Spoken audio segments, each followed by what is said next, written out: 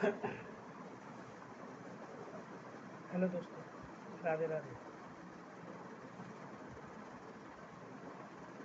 कुछ बातें मैं गीता से जो कि श्री भगवत गीता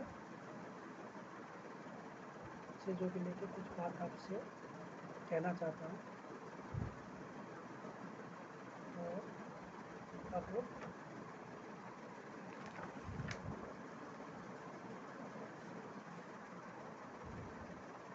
नम्र निवेदन, तत्तमेव माता व पिता, तत्तमेव बंधुश्च सखा, तत्तमेव विद्या द्रविण, तत्तमेव सर्व मम देवदेव। वासुदेव वसुदेव देव कंस चाणूरमर्दन देविकानंदन कृष्ण वंदे जगतगुरु। गीता के लिए श्री भगवत गीता साक्षात भगवान की दिव्य वाणी है। इसकी महिमा अपार है, अपरिमित है। उसका यथार्थ में वर्णन कोई नहीं कर सकता। शेष महेश गणेश भी इसकी महिमा को पूरी तरह से नहीं कर सकते। फिर भी मनुष्य की तो बात ही क्या है।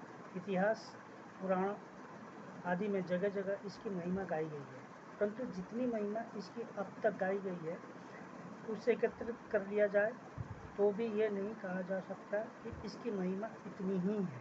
सच्ची बात तो यह है कि इसकी महिमा का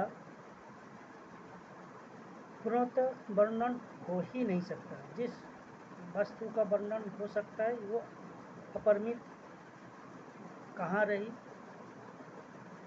वह तो परिमित हो गई। गीता एक परम रहस्यमय ग्रंथ है। इसमें संपूर्ण वेदों का सार संग्रह किया गया है। इसकी रचना इतनी सरल और सुंदर है कि थोड़ा अभ्यास करने से भी मनुष्य इसकी सहज ही समझ सकता है, परंतु इसका आशय इतना गूढ़ और गंभीर है कि आजीवन निरंतर अभ्यास करते रहने पर भी इसका अंत नहीं आता। प्रतिदिन नए नए भाव उत्पन्न होते ही रहते हैं।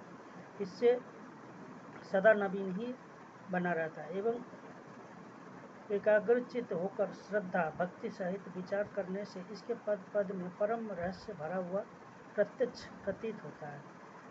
भगवान के गुण, प्रभाव, स्वरूप, तत्व, रहस्य और उपासना का तथा कर्म एवं ज्ञान का वर्णन जिस प्रकार इस गीता शास्त्र में किया गया है वैसा अन्य ग्रंथों में एक साथ मिलना कठिन है। भगवत गीता एक ऐसा अनुपमय शास्त्र है जिसका एक भी शब्द सदुपदेश से खाली नहीं है।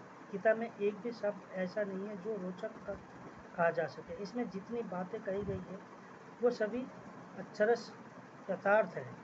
सत्य स्वरूप भगवान की वाणी में रोचकता की कल्पना करना उसका निरादर करना है।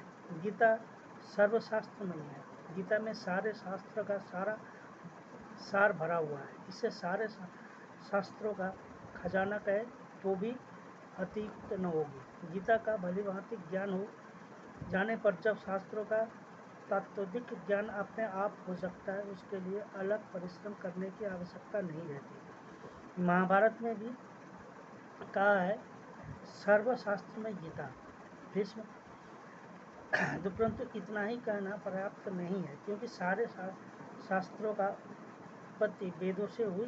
वेदों का प्रकांड भगवान ब्रह्मा जी के मुख से हुआ और ब्रह्मा जी भगवान के नाभि कमल से उत्पन्न हुए। इस प्रकार शास्त्र और भगवान के बीच में बहुत अधिक व्यवधान पड़ गया है, किंतु गीता तो स्वयं भगवान के मुखबिंद से निकली है, इसलिए उससे सभी शास्त्रों से बढ़कर कहा जाए तो कोई अतियुक्ति न होगी। स्वयं भगवान